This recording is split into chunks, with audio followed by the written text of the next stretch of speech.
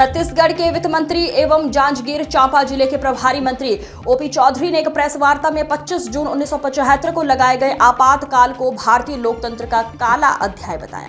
मंत्री ओपी चौधरी ने मयंक होटल जांजगीर में आयोजित प्रेस कॉन्फ्रेंस में कहा कि तत्कालीन कांग्रेस सरकार ने संविधान की मूल भावना को कुचलते हुए लोकतंत्र की आत्मा पर कुठारघात किया था। उन्होंने कहा कि 1975 का वो दौर ऐसा था जब सत्ता संविधान से ऊपर हो गई थी, संविधान को बंदी बना लिया गया और 24वें संविधान संशोधन के जरिए लोकतंत्र की आत्मा को ही बदल दिया गया। उन्होंने आरोप लगाया कि मिसा एक्ट जैसे काले कानून लाकर नागरिकों की अभिव्यक्ति की स्वतंत्रता खत्म कर दी गई है। उनके मुताबिक इस एक्ट के तहत देश भर में करीब 1,40,000 से अधिक लोगों को बिना मुकदमे के जेल में डाला गया, जिनमें जांजगीर चांपा जिले के भी कई लोग शामिल थे।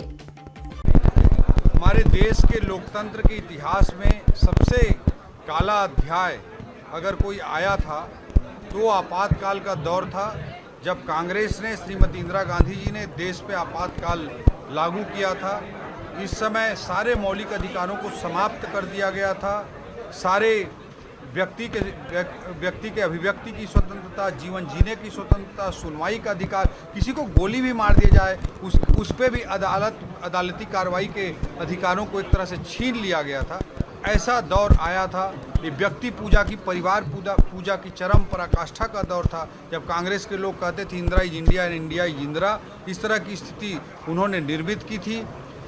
इसके अलावा 100 के लगभग बार 356 लगाकर चुनी हुई सरकारों को भी कांग्रेस ने हटाकर लोकतंत्र की हत्या करने का प्रयास किया। इस तरह से भारत के लोकतंत्र को कुचलने का काम कांग्रेस ने किया था।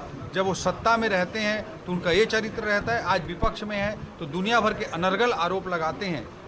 इन सब विषयों को रखते हुए कल लोकतंत्र हत्या दिवस के रूप में भारतीय जनता पार्टी मनाने जा रही है, और ताकि भारत देश की जनता जनार्दन के समक्ष लोकतंत्र के हत्यारी कांग्रेस के असली चेहरे को उजागर किया। सर, मानसून सत्र में विधानसभा के नेतृत्व में चरणदास महतो ने विपक्ष को लाठी लेकर जाने की बात कही। सर, ये उनके आपातकाल वाली जो लोकतंत्र को कुचलने की कांग्रेस की मानसिकता है, उसी का ये परिचायक है और उसी के तहत इस तरह की भाषा का वो प्रयोग करते हैं।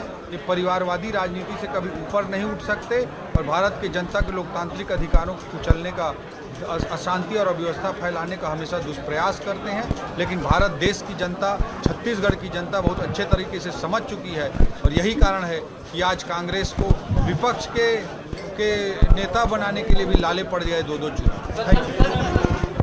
खबरों की दुनिया, मनोरंजन, शिक्षा और खेलकूद के साथ सब देखने को मिलेगा एक ही जगह पर। आज ही डाउनलोड करें Android smart TV, Android phone और एप्पल आईफोन में चाणक्य वर्ल्ड टीवी प्लस। आपका अपना मनोरंजन से भरपूर आपका साथी चाणक्य वर्ल्ड टीवी प्लस।